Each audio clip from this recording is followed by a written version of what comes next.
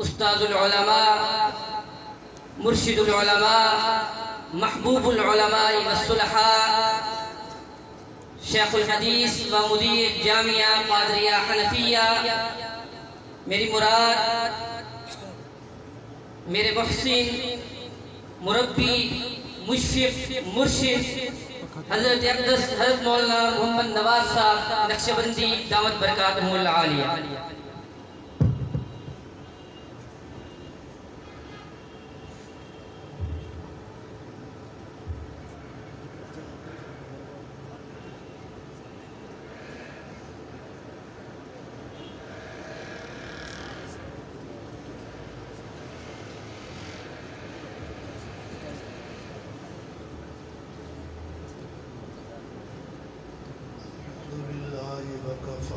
وسلام على عباده الذين اصطفى، أما بعد، أعوذ بالله من الشيطان الرجيم، بسم الله الرحمن الرحيم. ثم أورثنا الكتاب الذين اصطفينا من عبادنا، صدق الله وصدق رسوله النبي الكريم. اللهم صل على سيدنا ومولانا محمد وعلى آل سيدنا ومولانا محمد وبارك وسلم. اللهم صل على سيدنا ومولانا محمد وعلى آل سيدنا ومولانا محمد وبارك وسلم. اللهم صل على سيدنا ومولانا محمد وعلى آل سيدنا ومولانا محمد وبارك وسلم. سبحانك لا علم لنا إلا ما علمتنا إنك أنت العليم الحكيم. رب اشرح لي صدري ويسر لي أمري واحلل عقدة من لساني يفقهوا قولي. رب زدني علما، رب زدني علما، رب زدني علما. استغفر اللہ ربی من کل ذنب واتوب الیہ. جامعہ احیاء العلوم کا سالانہ پروگرام کل سے شروع ہے. جتنی نشستیں گزر چکی ہیں اور جو علماء بیان فرما چکے ہیں اللہ قبول فرمائے. جو پروگرام باقی ہے اللہ اس میں بھی برکات عطا فرمائے. ان دینی اداروں نے جہاں ہمارے بچوں کو قرآن و حدیث کی تعلیم دی ہے، وہاں ہمارے عقائد اور اخلاق اور عبادات کی اصلاح پر بھی محنت فرمائی ہے. سال بھر طلباء کرام علم حاصل کرتے رہتے ہیں، لیکن سال میں کم از کم ایک بار اور کہیں کہیں کئی بار ایسی مجالس قائم کی جاتی ہیں جس میں عقائد پر، اخلاق پر، عبادات اور اعمال پر علماء گفتگو فرماتے ہیں، جس سے ہمارے عقائد اور اعمال کی اصلاح ہوتی ہے. اللہ ان مدرسوں کو قیامت تک تابندہ رکھے، آمین کہو.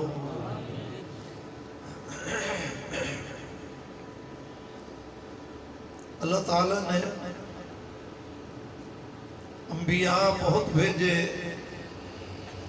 ہر نبی کو شریعت بھی عطا فرمائی اور امت بھی عطا فرمائی. آدم علیہ السلام سے عیسیٰ روح اللہ تک جتنے بھی انبیاء تشریف لائے اور جتنی بھی ان کے اوپر شریعت اتری، وہ ہمیشہ رہنے کے لیے نہیں تھی. ان کا ایک دائرہ تھا، اس دائرے کے اندر وہ روشنی دیتے رہے اور اس کے بعد وہ منسوخ ہو گئی. آخر میں آ گئے ہمارے آقا حضرت محمد الرسول اللہ صلی اللہ علیہ وسلم. آپ کو اللہ نے جو کتاب دی، جو شریعت عطا فرمائی، وہ قیامت کی صبح تک باقی رہنے والی ہے. آپ کی تشریف آوری کے بعد اس دھرتی پر جس انسان نے آنکھ کھولنی ہے اس کی رہنمائی آپ کی شریعت کرے گی، آپ پہ اترا ہوا دین کرے گا۔ جب یہ قیامت تک کی صبح تک کے لیے دین ہے تو اللہ کریم نے اس دین کی حفاظت بھی اپنے ذمہ لے لی ہے، تاکہ کوئی دور ایسا نہ آئے کہ اس دور کے لوگ دین کے لیے تشنا رہ جائیں اور ان کے پاس دین کی دولت موجود نہ ہو۔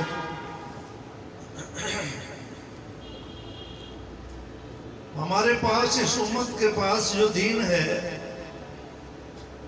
اس دین کی بنیاد ہے وہی اللہ کے پیغام کو کہتے ہیں جو اللہ اپنے نبی پہ اتارتا ہے۔ وہی صرف نبی پہ اترتی ہے، نبی کے علاوہ اور کسی پر وحی نہیں آتی، اس لیے کہ نبی معصوم ہوتا ہے، نبی پر عصمت کی چادر ہوتی ہے اللہ کی، تو آنے والی وحی وہاں محفوظ ہو جاتی ہے۔ اگر وحی کسی غیر معصوم پر، غیر نبی پر اتاری جائے تو اس وحی کی حفاظت کا کوئی اعتبار نہیں ہے۔ وحی اللہ پاک نے انبیاء علیہ السلام پہ اتاری۔ ہمارے آقا حضرت محمد رسول اللہ صلی اللہ علیہ وسلم پر جو وحی اتری اس کی دو قسمیں ہیں۔ ایک قسم ہے جس کو وحی مطلوب کہا جاتا ہے، یعنی قرآن۔ دوسری وحی ہے جس کو غیر مطلوب کہا جاتا ہے، یعنی حدیث۔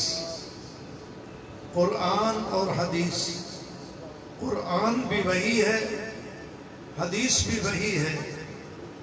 قرآن بھی آسمان سے آیا ہے، حدیث بھی آسمان سے آئی ہے۔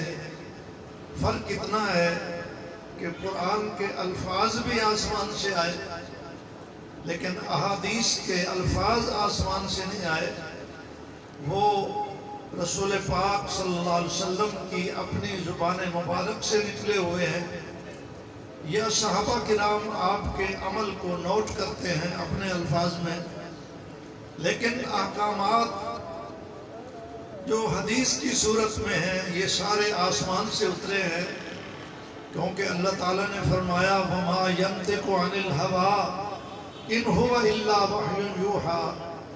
فرمایا میرے نبی اس وقت تک نہیں بولتے جب تک ہم نہ بلائیں۔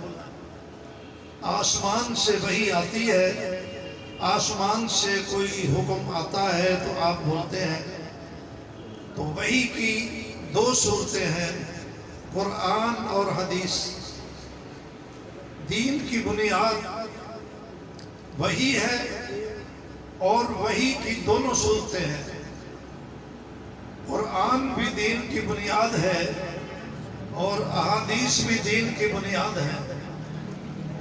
اللہ نے قیامت تک دین کو رکھنا ہے، تو جہاں سے دین حاصل ہوا ہے یعنی وحی، اللہ نے اس کی حفاظت بھی اپنے ذمہ لے لی ہے۔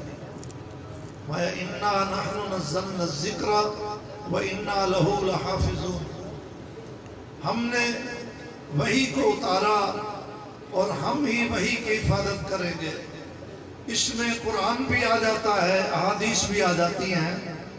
اللہ نے قرآن کی حفاظت کا ذمہ بھی لیا ہے اور احادیث کی حفاظت کا ذمہ بھی لیا ہے، اس لیے کہ دین کا کچھ حصہ قرآن سے ثابت ہے اور کچھ حصہ احادیث سے ثابت ہے۔ اگر صرف قرآن کی حفاظت ہو اور احادیث کی حفاظت نہ ہو تو پھر مکمل دین قیامت تک باقی نہیں رہ سکتا۔ قرآن سے جو دین حاصل ہوا وہ تو محفوظ رہا، اور جو احادیث سے حاصل ہوا وہ محفوظ نہ رہا اگر حدیث کی حفاظت نہ کی جائے۔ اللہ نے دونوں وحی کی دونوں قسموں کی حفاظت اپنے ذمہ لی ہے۔ اس طرح صحابہ کرام نے رسول پاک صلی اللہ علیہ وسلم سے قرآن سیکھا، اس کو یاد کیا، اس کو سمجھا، اس پہ عمل کیا اور اس کو آگے اپنے شاگردوں کی طرف منتقل کر دیا۔ بالکل اسی طرح احادیث بھی آپ نے حضور اکرم صلی اللہ علیہ وسلم سے لی، ان کو سمجھا، ان پہ عمل کیا اور ان کو آگے منتقل کر دیا۔ حدیث کی 3 قسمیں ہیں۔ ایک حدیث ہے قولی، جو رسول پاک صلی اللہ علیہ وسلم اپنے مبارک زبان سے ارشاد فرماتے ہیں، جیسے ابھی بخاری شریف کی آخری حدیث کا درس ہوگا، کلمتان حبیبتان الی الرحمن خفیفتان علی اللسان ثقیلتان فی المیزان سبحان اللہ و بحمدہ سبحان اللہ العظیم۔ یہ الفاظ بعینہ اللہ کے نبی کی زبان مبارک سے ارشاد ہوئے اور اس کو صحابہ کرام نے یاد کیا اور آگے منتقل کیا۔ یا بخاری شریف کی پہلی حدیث ہے، انما الاعمال بالنیات وانما لامرئ ما نویٰ۔ یہ حدیث بھی اللہ کے نبی نے اپنی مبارک زبان سے ارشاد فرمائی، اس کو کہتے ہیں قولی حدیث۔ دوسری حدیث ہے فعلی۔ صحابہ کرام فرماتے ہیں کہ ہم نے حضور پاک صلی اللہ علیہ وسلم کو نماز پڑھتے ہوئے دیکھا۔ آپ کا جو نماز پڑھنے کا عمل ہے یہ فعل ہے۔ صحابہ کہتے ہیں ہم نے حضور پاک صلی اللہ علیہ وسلم کو کھانا کھاتے ہوئے دیکھا، ہم نے آپ کو سوتے ہوئے دیکھا، آپ کو خطبہ دیتے ہوئے دیکھا۔ یہ جو آپ کے افعال نقل کرتے ہیں صحابہ کرام، اس کو کہتے ہیں حدیث فعلی۔ اور تیسری حدیث وہ ہے کہ حضور پاک صلی اللہ علیہ وسلم کے مجلس میں کوئی کام ہوا اور آپ نے اس کام پر نکیر نہیں فرمائی، انکار نہیں کیا، اس کام کو روکا نہیں، آپ کی مجلس میں وہ ہوتا رہا، تو یہ بھی آپ کی تصدیق ہو گئی، اس لیے کہ آپ کا منصب ہے امر بالمعروف نہی عن المنکر۔ اگر یہ کام صحیح نہ ہوتا تو آپ منع کر دیتے، جب آپ نے منع نہیں فرمایا تو یہ دلیل ہے کہ یہ کام درست ہے اور اللہ کے نبی اس کام کو پسند فرما رہے ہیں۔ اس کو کہتے ہیں تقریری حدیث۔ تو حدیث کی کتنی قسمیں ہو گئیں؟ 3۔ آپ سارے نہیں بولے، سارے بولو، کتنی قسمیں ہو گئیں؟ 3۔ کون کون سی؟ قولی، فعلی اور تقریری۔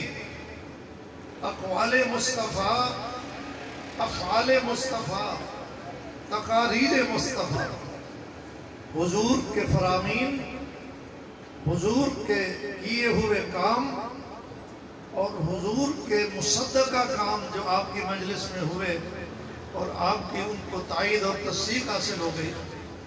یہ 3 قسم کی احادیث ہیں اور ان تینوں سے اللہ کا دین ثابت ہے۔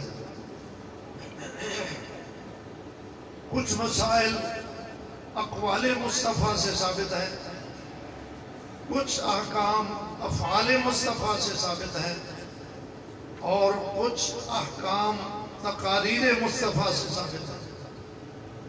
صحابہ کرام نے یہاں قرآن پاک کو من عن حضور سے لیا اور یاد کر کے اپنے شاگردوں کی طرف منتقل کیا، بالکل اسی طرح ان احادیث کو بھی مصطفیٰ سے لیا اور من عن اس کو آگے منتقل کر دیا۔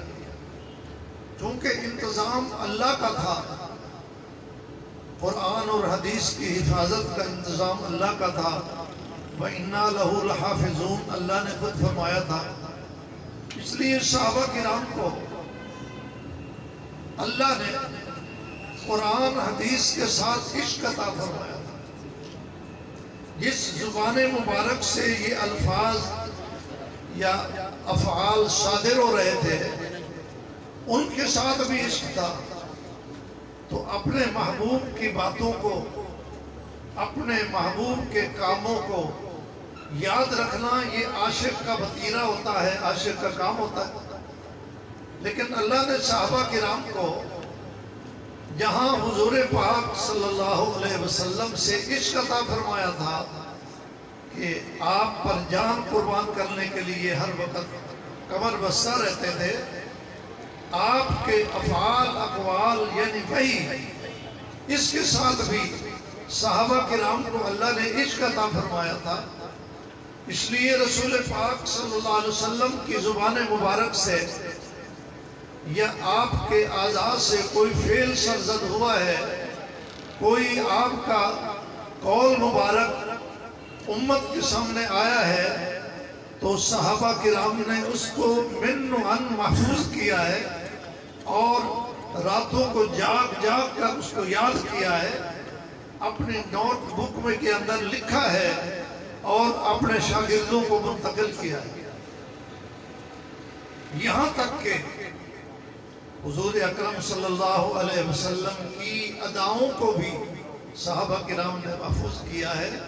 कुछ तो ऐसी अहादीस हैं जिनसे अकायद के मसले साबित होते हैं, इबादात साबित होती हैं, अखलाकियात साबित होते हैं, मामलात साबित होते हैं, माशरत के मसाइल साबित होते हैं, दीन के पांचों हिस्सों से साबित होते हैं। लेकिन कुछ ऐसी चीज़ें हैं जिनसे अहकाम मुस्तंबत नहीं होते, अहकाम से मुताल्लक नहीं, वो सिर्फ अल्लाह के नबी की अदाएं हैं। उन अदाओं को भी बयान ही सहाबा किराम ने नकल किया है। ये सहाबा किराम का अहादीस के साथ इश्क था। आप उलमा से सुनते हैं, हम अहादीस की कुतुब में पढ़ते रहते हैं कि रसूल पाक सल्लल्लाहु अलैहि वसल्लम ने अगर किसी मजलिस में एक उंगली खड़ी की है कोई बात बयान करते हुए, तो सहाबा किराम उसको आगे जब बयान करते हैं तो उंगली खड़ी करके अपने शागिर्दों को ये अदा भी बताते हैं। अगर किसी मौके पर अल्लाह के नबी ने तबस्सुम फरमाया है, मेरी तरफ मुतवज्जह हो जाओ, तबस्सुम फरमाया है, आपने ज़ेक फरमाया है, हंसे हैं, तो सहाबा किराम उस हंसने को भी नकल करते हैं, सहाबा किराम उस तबस्सुम को भी नकल करते हैं। बुखारी शरीफ में शुरू पहले बाब में बदुल वही में एक हदीस है कि जब वही आती थी आसमान से तो रसूल पाक सल्लल्लाहु अलैहि वसल्लम उसको जल्दी जल्दी पढ़ते थे ताकि कोई लफ्ज छूट न जाए, होंठ हिलाते थे तेजी के साथ। अल्लाह ताला ने आसमान से जिब्रील को भेजा, कहा जाओ मेरे महबूब को कहो कि आप जल्दी जल्दी होठों को जुबान को हरकत न दें, ला तुहर्रिक बिही लिसानक लिताजल बे, आपको इससे दिक्कत होती है, तकलीफ होती है, याद भी करना पड़ता है, फिर होठों को जल्दी जल्दी हिलाना पड़ता है। आप इसलिए जल्दी जल्दी पढ़ते थे कि कोई लफ्ज छूट ना जाए, कोई वही कलम रह ना जाए।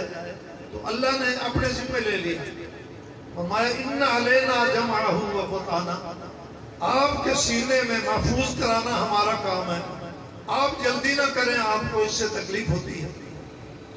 तो हजरत इब्न अब्बास इस हदीस को नकल करते हुए अपने शागिर्दों को उसी तरह होंठ हिलाकर दिखाते थे कि अल्लाह के नबी कैसे तेजी के साथ होंठ हिलाते। इन अदाओं को भी इब्न अब्बास ने महफूज किया और अपने शागिर्दों को बताया, और इब्न अब्बास के शागिर्द भी आगे अपने शागिर्द को जब बताते हैं तो वो भी होंठों को हरकत देकर जहां ये रिवायत नकल करते हैं वहां ये अल्लाह के नबी की अदा भी बताते हैं। इन अहादीस को मुसलसलात कहा जाता है, इसको कहते हैं मुसलसल बिशफ़त है कि होंठ की हरकत को मुसलसल नकल करते चले आ रहे हैं। صحابہ کرام جو بڑی عمر کے تھے ان کو تو شوق تھا ہی، لیکن آپ یہ سن کر حیران ہوں گے اللہ نے جو انتظام کرنا تھا احادیث کو محفوظ کرنے کا، یہ بات آپ کو اس لیے میں بتا رہا ہوں کہ اس فتنے کے دور میں لوگ قرآن پر تو ہاتھ نہیں ڈال سکے، لیکن احادیث کے بارے میں چیمیں گویاں کر کے لوگوں کو حدیث کے بارے میں شکوک و شبہات میں مبتلا کرتے ہیں کہ پتہ نہیں اتنے عرصے سے احادیث آ رہی ہیں، یہ محفوظ ہے یا نہیں۔ چونکہ براہ راست دین پر اگر حملہ کریں تو حملہ کرنے کی طاقت نہیں رکھتے، تو جہاں سے دین آ رہا ہے اس کے اوپر حملہ کر کے دین کو کمزور کرنے کی کوشش کرتے ہیں۔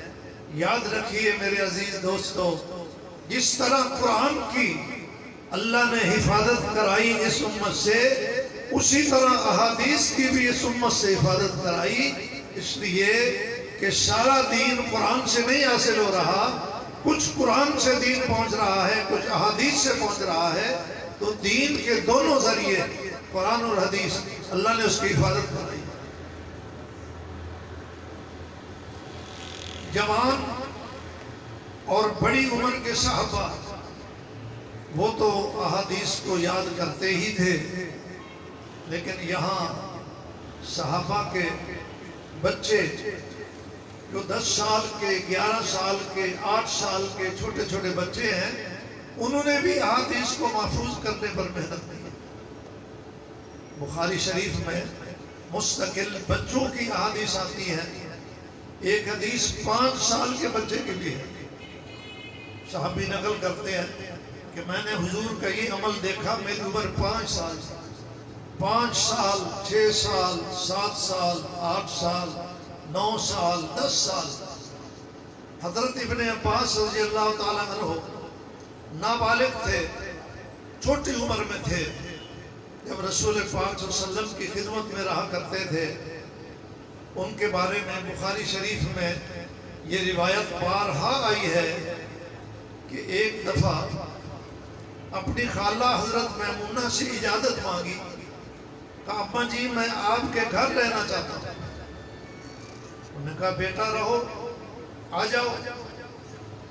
ان کا خیال تھا کہ بچوں کو اپنی خالہ کے ہاں، اپنے قریبی رشتہ داروں کے ہاں رات گزارنے کا شوق ہوتا ہے، رشتہ داری کی بنیاد پر۔ لیکن ابن عباس اس گھر میں اس لیے نہیں رہنا چاہتے تھے کہ وہاں میں دعوت کھاؤں گا، وہاں رات گزاروں گا، وہاں اس لیے رہنا چاہتے تھے کہ اماں کے پاس ٹھہر کر حضور پاک صلی اللہ علیہ وسلم کے رات کے معمولات نوٹ کرو۔ عمر کتنی ہے؟ 10-11 سال۔ 10-11 سال کا بچہ تو بستر پہ سر رکھتا ہے، اس کو نیند آ جاتی ہے، لیکن یہ گھر میں تشریف لائے اور ساری رات جاگتے رہے۔ حضور پاک صلی اللہ علیہ وسلم نے اس رات جتنے معمولات کیے، ابن عباس نے ان معمولات کو نوٹ کیا۔ کہتے ہیں حضور پاک صلی اللہ علیہ وسلم جب لیٹ گئے تو میں نے بھی لیٹنے کی شکل بنا لی تاکہ پتہ چل جائے کہ ابن عباس سو گیا ہے، لیکن میں جاگ رہا تھا۔ حضور پاک صلی اللہ علیہ وسلم رات کے ایک حصے میں اٹھے، آپ نے مسجد سے پانی لیا، وضو فرمایا، اور جب آپ اٹھے تو بستر میں آسمان کی طرف منہ کر کے کچھ کلام پڑھا، اپنے چہرے مبارک پر ہاتھ پھیرا نیند کھولنے کے لیے، پھر آسمان کی طرف منہ کر کے کلام پڑھی، 10 آیتیں تلاوت فرمائی، پھر وضو فرمایا اور مصلی پہ کھڑے ہو گئے۔ آپ نے تہجد کی نماز شروع کر لی۔ ابن عباس کہتے ہیں میں بھی اٹھا، وضو کر کے میں بھی ساتھ کھڑا ہو گیا۔ ابن عباس چونکہ بڑے دانا اور باادب آدمی تھے، صحابہ سارے دانا تھے، لیکن ہر بندے کی اپنی خصوصیت ہوتی ہے۔ اگر ایک مقتدی ہو تو اس کو دائیں طرف کھڑا ہونا چاہیے، مسئلہ یہ ہے، لیکن انہوں نے اپنے طور پر سوچا کہ میں حضور کی بائیں طرف کھڑا ہوں، کیونکہ حضور دائیں طرف اچھے لگتے ہیں، میں بائیں طرف اچھا لگتا ہوں، اس لیے وہ جا کے بائیں طرف پیچھے نماز کی نیت باندھ کے کھڑے ہو گئے۔ تو حضرت ابن عباس کہتے ہیں حضور نے نماز کے اندر ہی میرا کان پکڑا، کان پکڑ کر گھما کر دائیں طرف کھڑا کر دیا کہ کھڑا ہونے کی جگہ یہ ہے۔ اگر ایک مقتدی ہو تو اس کے لیے کھڑے ہونے کی یہ جگہ ہے۔ جس کان کو اللہ کے نبی نے ہاتھ لگایا ہے، اللہ کی قسم اس کان کے اوپر ہم کروڑوں خزانے قربان کرتے ہیں، اس لیے کہ اس کان کو اللہ کے نبی کا ہاتھ لگا ہے۔ کتنا خوش قسمت ہے ابن عباس جس کے کان کو پکڑ کر گھما کر اللہ کے نبی نے دائیں طرف کھڑا کیا۔ ابن عباس نے یہاں حضور پاک صلی اللہ علیہ وسلم کے رات کے معمولات، صحابہ تو مسجد نبوی میں ہوتے تھے یا اپنے گھروں میں ہوتے تھے، رات کے معمولات یا تو ازواج مطہرات کے ذریعے سے امت تک پہنچے ہیں، یا اس طرح کے شوقین صحابہ کرام جن کو گنجائش ملی رات کو گھر میں ٹھہرنے کی، تو ابن عباس نے حضور کے یہ معمولات امت تک پہنچائے، تو حضور کی بہت ساری سنتیں امت تک پہنچی کہ آدمی جب نیند سے اٹھے تو اپنے چہرے پر ہاتھ پھیر کر اپنی نیند کو کھولے، یہ بھی نبی کی سنت ہو گئی۔ پھر آسمان کی طرف منہ کر کے 10 آیات قرآن پاک کی پڑھے، یہ بھی حضور کی سنت ہو گئی۔ پھر رات کو تہجد پڑھنے کا انداز، وضو کرنے کا انداز، نوافل کی رکعتیں، یہ سارے معمولات نقل کر کے حضرت ابن عباس نے امت کو پہنچا دیے۔ یہ چھوٹے چھوٹے صحابہ، چھوٹے بچوں میں شوق تھا احادیث کو یاد کرنے کا، اور پھر ان احادیث کو یاد کرنے کے بعد آگے پہنچانے میں اتنی بڑی محنت فرمائی ہے، اتنی بڑی محنت فرمائی ہے کہ کوئی لفظ، کوئی عمل، کوئی قول حضور پاک صلی اللہ علیہ وسلم کا آج امت سے ایسا نہیں ہے کہ جو امت تک نہ پہنچا ہو۔ اس سے پہلے جتنی امتیں ہیں، ایک امت بھی ایسی نہیں ہے جو اپنے نبی کی تعلیمات پیش کر سکے، لیکن یہ امت وہ خوش قسمت ہے جو اپنے نبی کی تعلیمات کو 100% پیش کرنے کی قدرت رکھتی ہے۔ یہ انتظام اللہ کا ہے، اللہ نے یہ شوق عطا فرمائے، اللہ نے یہ جذبے عطا فرمائے۔ ابو ذر غفاری کا قول میں نے پڑھا ہے بخاری شریف میں، محدثین حضرات تشریف فرما ہے، حضرت ابو ذر غفاری رضی اللہ تعالی عنہ کو ایک آدمی نے منع کیا کہ آپ آگے مسئلے نہ بتایا کریں، تو ابو ذر غفاری کا جملہ سنیے۔ جناب ابو ذر غفاری نے فرمایا، تم کون ہوتے ہو مجھے روکنے والے؟ اگر کوئی بندہ میری گردن پہ تلوار رکھ دے اور وہ تلوار چلا کر میری گردن کاٹنا چاہتا ہے، میں سمجھتا ہوں کہ تلوار چلنے سے پہلے کوئی بات میں آگے منتقل کر سکتا ہوں تو کر دوں۔ جب کسی کی گردن پہ تلوار ہوتی ہے، اس کو تو جان کے لالے پڑے ہوئے ہوتے ہیں، اس کو کس بات کا ہوش ہوتا ہے؟ لیکن یہ صحابہ کرام ہیں خوش قسمت، جن کو اللہ کے نبی نے تیار کیا ہے، اور اللہ کا انتخاب ہے کہ یہ صحابہ کرام دین کو محفوظ کر کے امت تک پہنچا رہے ہیں۔ کہتے ہیں اتنا بھی اگر مجھے مہلت مل جائے کہ تلوار ابھی نہیں چلی، چلنے سے پہلے میں پہنچا سکتا ہوں تو پہنچا کے رہوں۔ اللہ تعالیٰ ہمیں قرآن کی محبت بھی عطا فرمائے، احادیث کی محبت بھی عطا فرمائے۔ یہ دینی مدارس جہاں قرآن کی خدمت کر رہے ہیں، الحمدللہ احادیث کی خدمت بھی کر رہے ہیں، یہاں سے سینکڑوں نہیں ہزاروں علماء بھی پیدا ہو رہے ہیں، ہزاروں قرآن اور حفاظ بھی پیدا ہو رہے ہیں۔ اللہ ان مدرسوں کو آباد رکھے، شاد رکھے، قیامت تک ان کو اسی طرح جاری ساری رکھے. وآخر دعوانا ان الحمدللہ رب العالمین.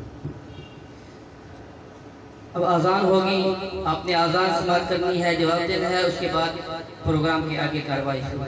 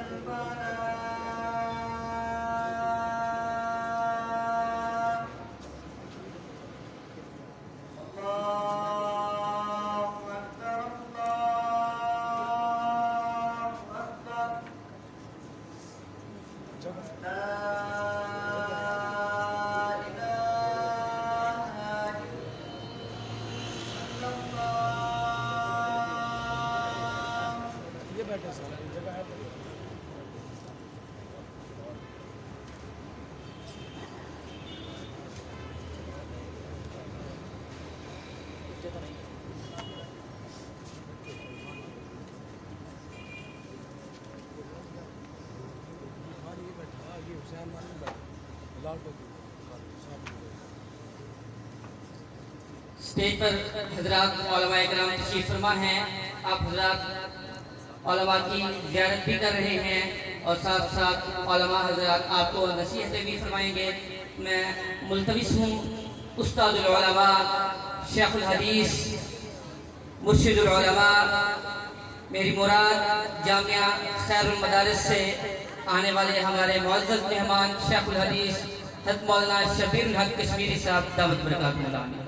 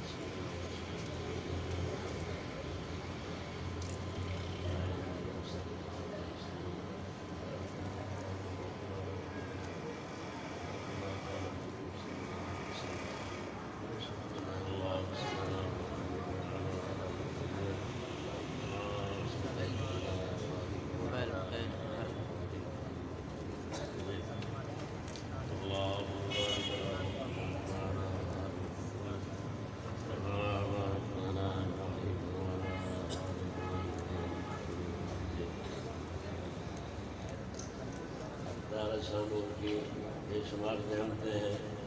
نعمتوں میں سے سب سے عظیم ترین نعمت اور اہم ترین نعمت جو ہے قرآن پاک ہے. اور قرآن پاک کے جو ہے پڑھنا پڑھانا ہے. وہ فرمائے کہ حق تعالی شان ہو جو ہے ہمیں تا زندگی جو ہے اس کے ساتھ وابستہ سے کرنا ہے. تو اللہ تعالیٰ ان مدارس دینی ہے وہ تا قیامت جو ہے جاری ساری رکھے اور جو ہے انتظار ساری سے کرنا ہے. قرآن کی تعلیم انتظام کر رہے ہیں اور مسلمانوں کو بھی اللہ تعالیٰ سے خیر نصیب فرمائے جو ان مدارس دینی ہے سب تعاون فرما رہے ہیں وہ بھی خوش قسمت ہے جو ہے اور اپنا حصہ جو ہے ملا رہے ہیں توفیق نصیب فرمائے جو ہے قرآن کریم کا پڑھنا پڑھانا جو ہے یہ اختیار انسانوں کی بہت بڑی نعمت ہے اس کا شکریہ یہ ہے کہ زیادہ سے زیادہ جو ہے محنت کی جائے اور اللہ سے جو ہے دعا مانگی جائے کہ اللہ ہمیں اس پر عمل کی بھی توفیق نصیب فرمائے قرآن کریم یہ دلوں کو منور کرنے کا ذریعہ ہے دلوں کو منور کرنے کا ذریعہ ہے قوت روحانیہ کا جو ہے ذریعہ ہے اگر سے قرآن کریم پڑھنے پڑھانے کا ہمیں نور جو ہے وہ محسوس نہیں ہوتا جو ہے ہمارے وہاں کے کہاں سے آئے جو قرآن کریم کا نور محسوس کر سکیں گے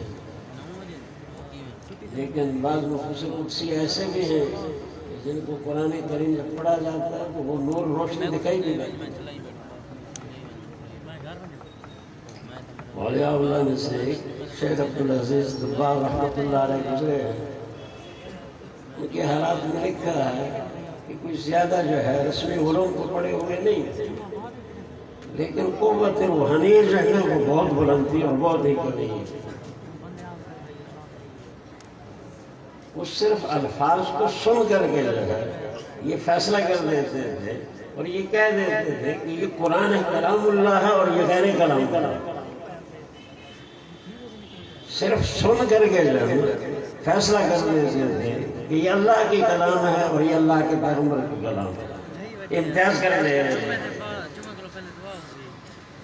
ایک موقع پر ان کے بعض تلامذہ شاگردوں نے مریدوں نے جو ہے قرآن کریم کی آیت حافظوا علی الصلوات والصلاة الوسطى والعصر والصلاة العصر اس کو یوں پڑھا گیا حافظوا علی الصلوات والصلاة الوسطى والصلاة العصر تو سن کر کے ارشاد فرمایا کہ والصلاة العصر تک کے جو الفاظ ہیں ماقبل والے والصلاة الوسطى تک یہ تو کلام اللہ کے الفاظ ہیں اور وہ صلاۃ العصر کا جو لفظ ہے یہ کلام اللہ کا نہیں یہ کلام نبی صلی اللہ علیہ وسلم کی کلام ہے